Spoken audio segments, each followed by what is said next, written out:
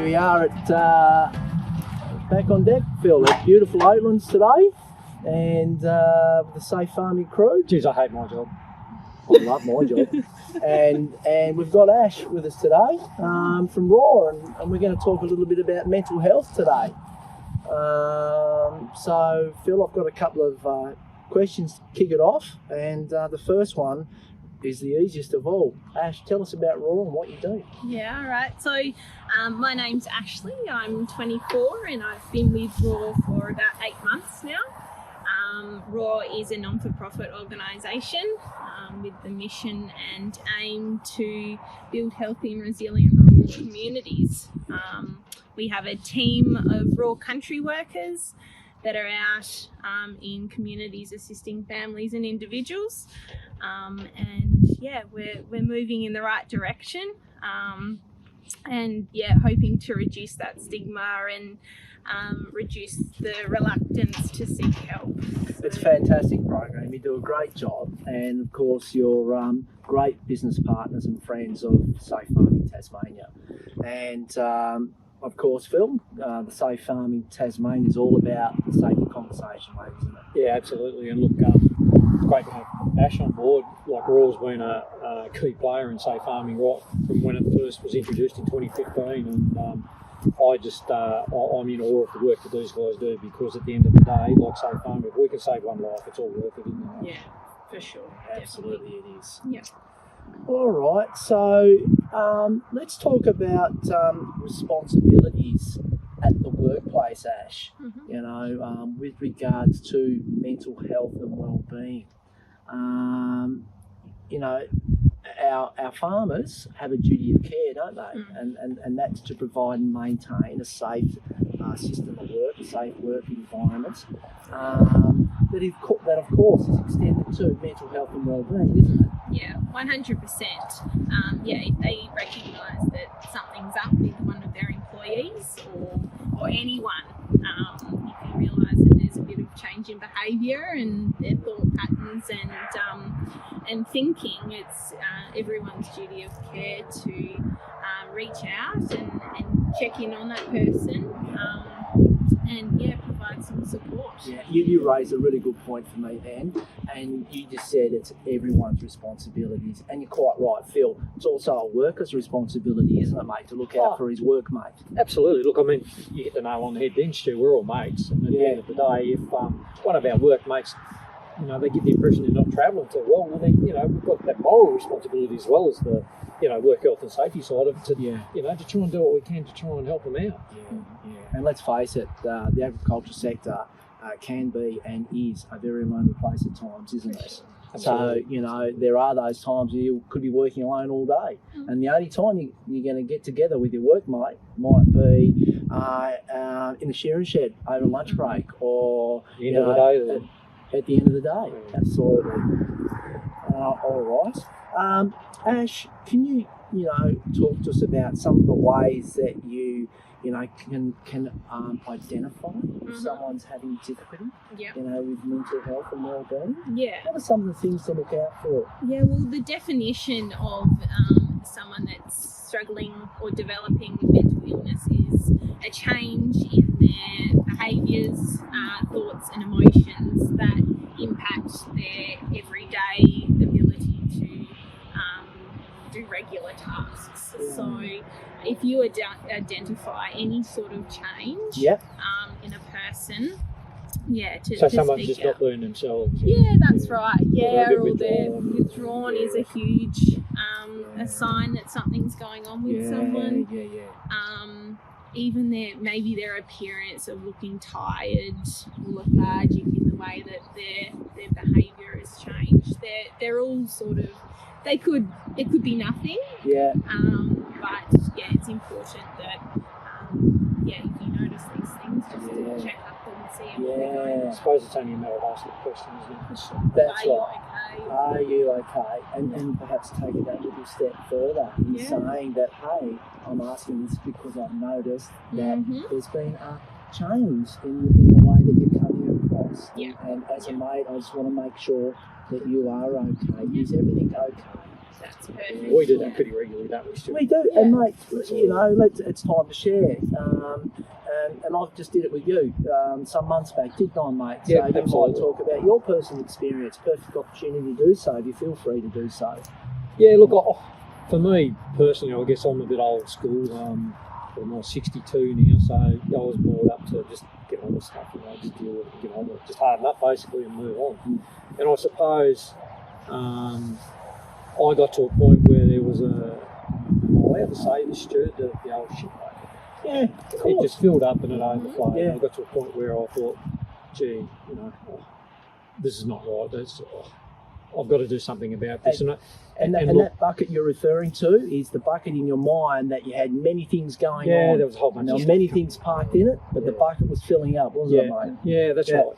And I guess one of the privileges of working with Safe Farming and what we do, I had to take a step back and think, hang on a minute, you know, you spend your working career advising other people to look after their mental health, you know, to take that bit of time to stop and think and whatever you talk to the raw organisations and, you know, any mental health organisation and sing out. And look, I guess I had to get to a point where, hey, you need to practice what you preach. Yeah. And I'm so glad I did. Because I sung out to Gus. Yeah. Everyone knows old Gus, he's a ripper. And Gus he at was Raw, just, you're referring to. yeah, Gus at Raw, and he was just brilliant. And Yeah, he, good, mate. you know, along with you, Stu, and Yeah. you know, and us talking, and you helping me talk through the process. Different outlook on things now. I'm back on top. I'm sort of think I'm back in control of my own thoughts. Yeah. And I know that if I'm not, and I need some help, I've only got to sing out to these guys again. Yeah. So, Phil, for you, it was about just dropping that stigma associated with feeling as though you couldn't talk about it, and it was okay to talk about it. It is okay to talk about it. You know, the days are gone whereby, you know, in the past it was, oh, look, no, we can't talk about that sort of thing. We don't want to talk about that sort of thing, and we just get on with it. Those days are gone. And with everyone looking out for one another and caring for one another, there's that opportunity to create and promote that positive conversation about mental health. It is okay to talk about it. Yeah, and that was a pretty hard decision for me to come to, Stu, because like I'm old school. Yeah. And I was brought up, you know, you just get on with things and, you know, just harden up and get on with it. And so for me to get to that point where I made that conscious decision to listen to my own advice and apply that to myself, that was a really hard thing to do. Yeah. But I tell you what, it was one of the best things I ever did do, because, the rest of it was pretty dark, and I thought, well, no, hang on, old boy, you need to back the truck up a bit here and practice what you preach, basically. And again, you know, I used to sing the praises of, or I still do sing the praises of Raw long and loud, because I know they make such a big positive difference to people, you know, with what they do. And again, you know, I think it's just absolutely brilliant. And I never dreamed I'd get to a point where I'd need to do that on a professional basis too, but I'm so glad I did. Yeah. And it's important that you recognise those people in your life that you feel comfortable enough to reach out to and to speak to.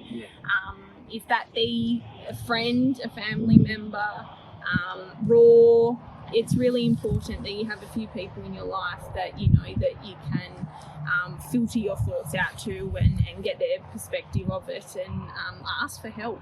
Yeah. I think the other thing too these days, you know, it's important to note that everyone at times feels stressed or pressure, and you know, the more you can talk about that, the more that bucket that's full, you're going to be able to control that. And you know, by talking about it helps. So for goodness sake, start that conversation by doing that. Absolutely. Yeah, absolutely. Look, and that was one of the best things I did, because the issue I had was bigger than me. You know, I've got a beautiful wife in India, and I didn't want to subject her to, you know, to what was going on in my head. But at the same token, it was a good thing after I'd had those discussions with Gus and whatever, and I did start to open up how, you know, it just it made me feel better, and it helped Lindy too, because she didn't know what was wrong with me. I didn't know what was wrong with me. Yeah, no, that's fantastic, Phil, and thanks for sharing that very personal time of your life with us today. All right, Ash, how do we refer someone to Raw, and what's the process? Yeah, all right. So we have a 1-800 Raw Tas number. It's a 24-hour number that people can contact. Yeah. You can place a referral through there, Yeah. or our website also has a referral form. Each Wednesday we have a team that do allocations, Yeah. and they go through those referrals and allocate them to Oh, a Raw right. Country member. Yeah. That's not the only way you can refer. If you see Raw Country workers out in your communities, you can obviously go up to them and say Fantastic. g'day, and if that's for yourself personally, Yeah. or if you're concerned about someone else. Yeah, great. So you've got the opportunity to contact Raw on behalf of someone that you're concerned about. You do with their consent. Oh, great. So Ash, an old bloke like me, can you please explain 1300 Raw, 1800 Raw? I've got no idea how to find the numbers for the Raw part. Yeah, okay. So our number is 1-800-729-827. So if you Google Raw, that is our number that will come up on your screen. But yeah, that's That's a really good number to probably put in your phone. Or I'd just say, any farm workers out there, you just don't know, put it in your phone because it is an excellent contact. And at the end of the day, I know through experience it does work. And, Yeah. and I'm so grateful to Raw for what it do. And if you know personally Raw workers as well, and yeah, it's important you get their numbers as well, because they're a personal contact you can go straight to in a time of need. Yeah. So Ash, you guys also, with regards to workplaces, farms, wanting to get you guys in and talk mental health and wellbeing, how do they go about doing that? Yeah, well, it's very similar to Is our referral pathway. Okay. So any inquiries we get through our number, Yeah. they're also allocated Yeah. to either a team member or a group of us to Yeah. be able to get in contact with them and see how we Yeah. go about Yeah. organising something. Well, that's a great way also to ensure that a business meets its duty of care and does its due diligence on thinking about, not only the hazards and risks on farm associated with gear and machinery on If something farm, could physically hurt someone. physically, but mentally hurt someone. Yeah. And by getting you guys in and doing a safety talk on mental health and well-being, that will give not only the workers, the managers, the farm owners an idea of some of the things to look out for. Yeah, that's right. Yeah, and great. we have a whole resource list of different things we can discuss Yeah. in those catch-ups or discussions. It could be our Fast 5 talk, which is fit and healthy today. Yep. So it's 5 key areas of your life that you can implement strategies to becoming healthier or keeping that fitness and health going. We can also do drug and alcohol talks as well, and standard workplace chats as well. Great. Stu, Fantastic. I just got a little point I guess I want to make. A couple of 2 or 3 years ago, I remember we did a safety session at Campbelltown, and it was based around quad bikes and the number of fatalities that were going on back then. And I had there was a fairly prominent farmer, Northern Midlands farmer, came up to me at that session, and our mates Raw were there. I think it might have been Dustine at the time, did the presentation about Raw. And this farmer came up to me afterwards and he said, "You know what, Phil?" He said, "I'm really, really grateful that you guys do what you do." He said, "Because I've called on the services of Raw for a couple of my workers, and you know what?" He said, "It was a difference between them probably being here now and not being here had that not happened." And to me, that just summarised everything that we sort of do. I can relate it to myself personally a couple of 2 or 3 years later on, and to me that made it all worthwhile. For sure. It's place a value on something like that you can't. No, absolutely, mate. Good But point. it's super valuable when Yeah. it comes to that point and you hear feedback like that. Definitely. So, Ash, what are some of the things you think that we all can be doing, to keep our minds and bodies mentally healthy? Yeah, okay. So a lot of us live extremely busy lives. Yeah, And absolutely. it can be really difficult to find the time to do things for yourself. Yeah, But I see it as if you can't find time to do things for yourself, how are you to help other people? yeah, And keeping a really healthy, balanced lifestyle is so important. So we're all different. We all enjoy doing Yeah. different things. For me, if I've had a tough day, yeah. riding my horse is my number one thing to just reset, clear my mind, Yeah, and and recharge. yeah.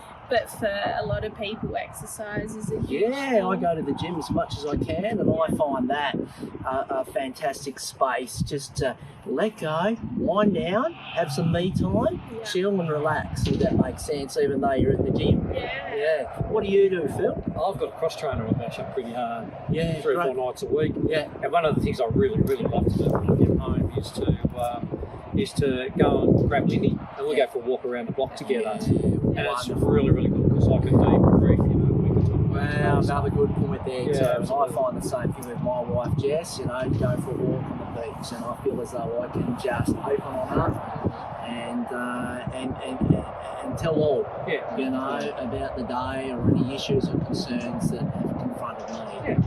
And as you said, it's great to have those people around you that you can rely on or feel as though you can talk to, Yeah. about, your personal issues. Yeah. Yeah. Oh, fantastic. And the things you implement into your life don't have to be physical No, activities. no. That could be just having a moment to read a book in the afternoon. Fishing. Fishing. Yeah. Or Watching the Pies on a camping. Friday night. Yeah, watching the footy. I Anything don't know like about that, Phil.